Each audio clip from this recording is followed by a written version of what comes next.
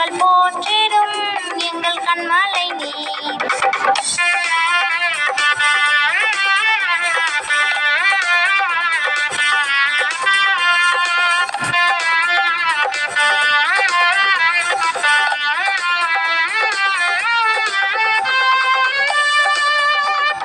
செங்கடலை நீ திறந்தீ, செம்மையான பாதை தந்தீ, எரிகோவின் கோட்டைகளை உம் யோசனையால் தகற்றீ.